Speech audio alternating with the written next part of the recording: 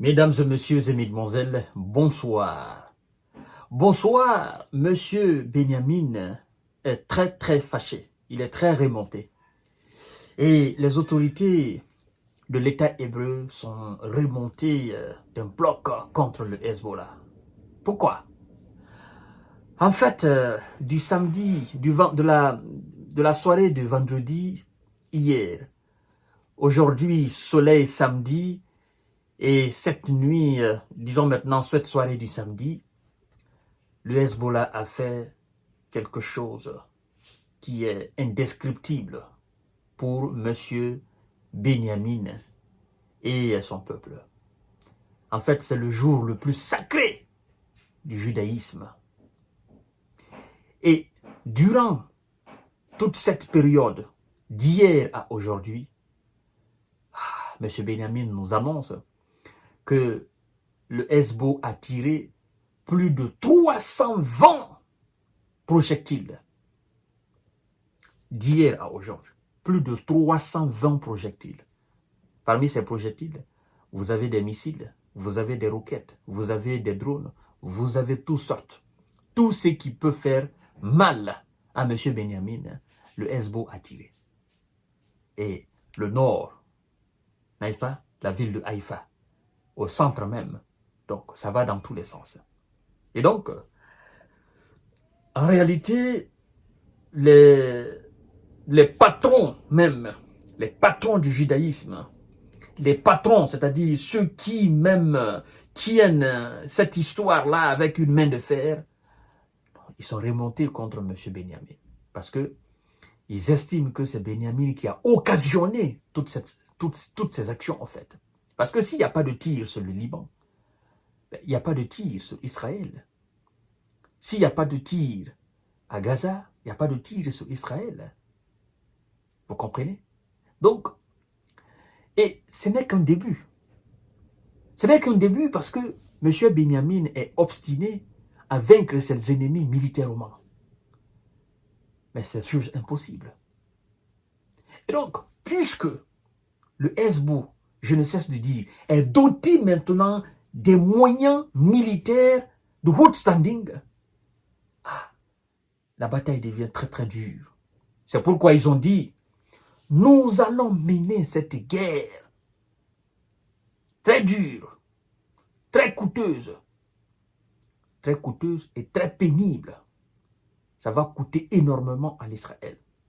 C'est ce que le porte-parole, n'est-ce pas, le porte-parole adjoint du Hezbollah, parce que le secrétaire général, lui, n'est plus. C'est ce qu'il a affirmé. Il a dit, nous n'avons pas peur. Et donc, mesdames et messieurs et mesdemoiselles, M. Benjamin, il est hors de lui aujourd'hui. Parce que lui, il pensait que les gars du Hezbollah allaient épargner ce jour-là. Mais non, eux, ils savent. En fait, vous savez, je vais vous dire quelque chose. Ces gens, en fait, ils sont de la même lignée. Ils sont de la même lignée. Ils se connaissent de fond en comble.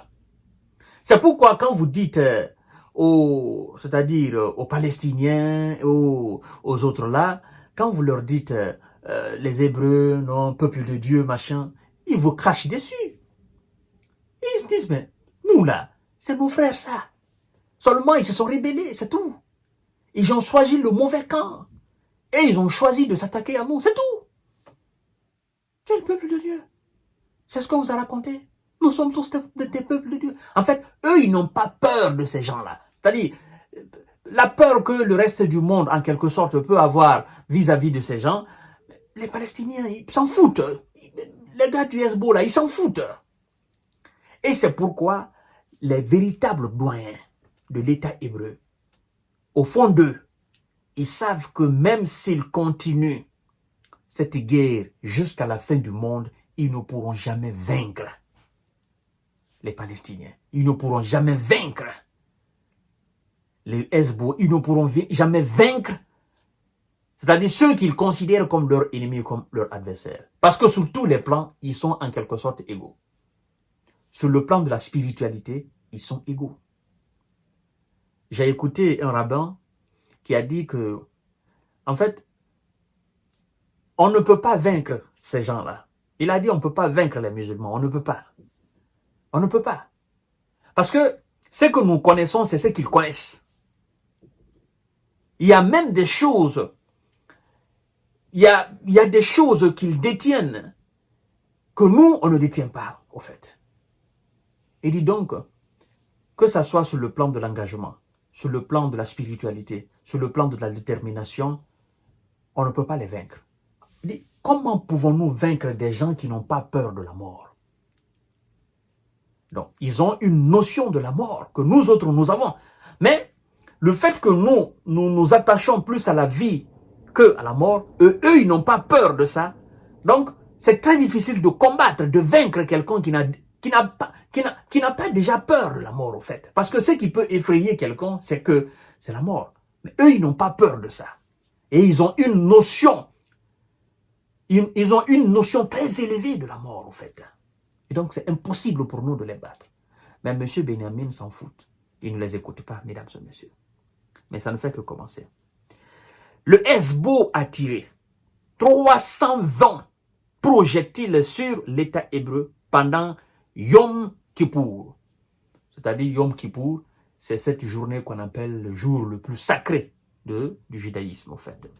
Alors, l'armée de M. Benyamin a annoncé que le Hezbollah libanais avait tiré environ 320, mais ça va au-delà de cela, 320 projectiles depuis le Liban vers l'État hébreu durant Yom Kippour, jour le plus sacré du judaïsme, de vendredi soir au coucher du soleil de samedi.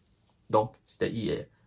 Vendredi soir au coucher du soleil de samedi, aujourd'hui. Donc, pendant ce temps, il recevait seulement des projectiles.